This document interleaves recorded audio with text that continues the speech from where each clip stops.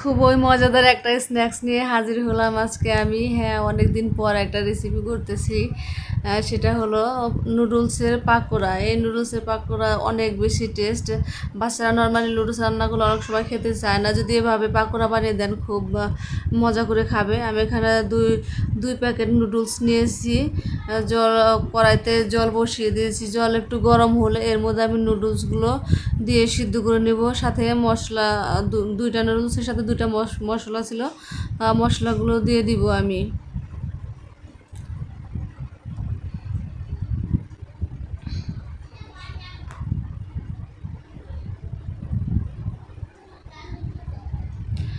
মশলা দিয়ে ভালোভাবে সিদ্ধ করে নেব। ভালোভাবে সিদ্ধ বলতে এটা পুরোপুরি সিদ্ধ করা যাবে না, 80% পরিমাণটা সিদ্ধ করতে হবে।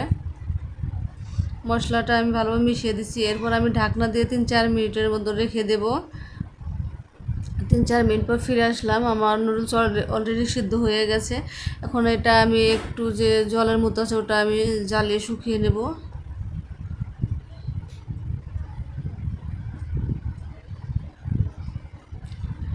নুডলস অলরেডি আমার যে ঝোল ছিল সেটা শুকিয়ে গেছে। এখন আমি একটা প্লেটে নামিয়ে নেব। এটা একদম ঠান্ডা করা যাবে না, হালকা হালকা গরম থাকে এ পর্যায়ে এটা মেখে নিতে হবে। এর মধ্যে আমি মরিচ কুচি দিয়ে দেবো, 1 কাপ পরিমাণ পেঁয়াজ কুচি, ধনিয়া পাতা কুচি,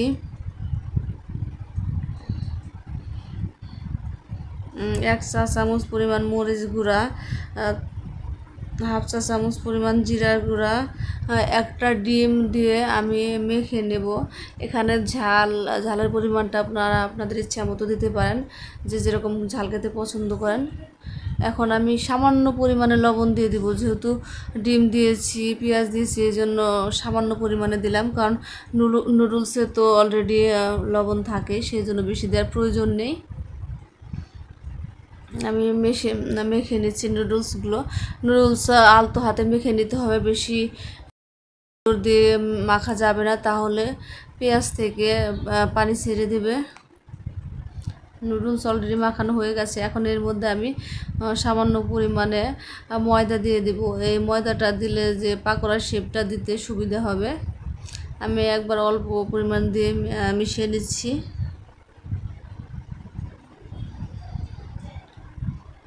এরপর আমি আরেকটু পরিমাণে ময়দা দেবো। এটা অনেক বেশি দেওয়া যাবে না, অল্প পরিমাণে দিয়ে 2-3 বার দিয়ে মিশিয়ে নিতে হবে।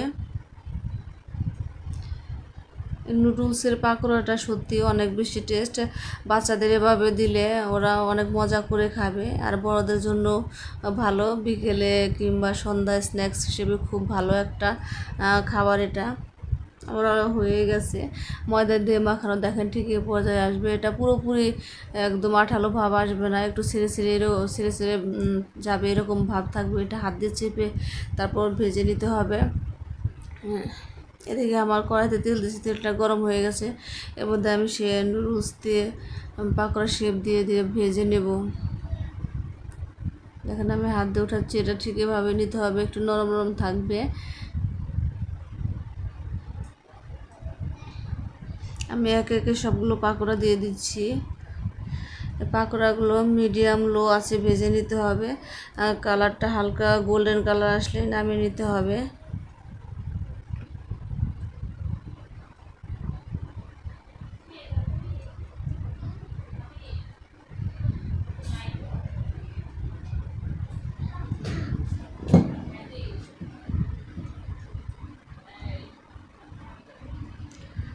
নুডলসগুলো এভাবে উল্টে পাল্টে ভেজে নিতে হবে, ঠিক এরকম কালার আসবে, গোল্ডেন টাইপের কালার, তখনই মানে ভাজাটা হয়ে যাবে আর নুডলসের পাকোড়া।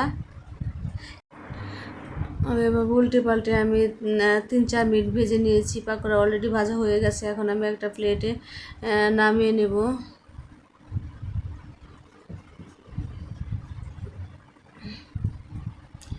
এখন আমি বাকি পাকোড়াগুলো ভেজে নেব, ঠিক সেম প্রসেসে ভেজে নিতে হবে। আর আপনি যদি আমার চ্যানেলে নতুন হয়ে থাকেন, প্লিজ চ্যানেলটি লাইক, কমেন্টস এবং সাবস্ক্রাইব করবেন, চ্যানেলটি শেয়ার করবেন আপনার ফ্রেন্ড সার্কেলের সাথে।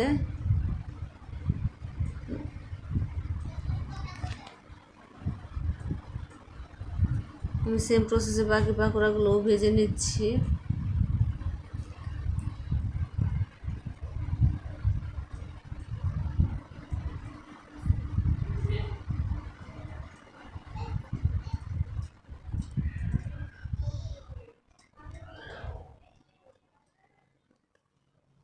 আমার পাকোড়াগুলো ভাজা হয়ে গেছে, গোল্ডেন কালার চলে আসছে। এখন আমি একটা প্লেটে নামিয়ে নেব, প্লেটে নামিয়ে সার্ভ করব।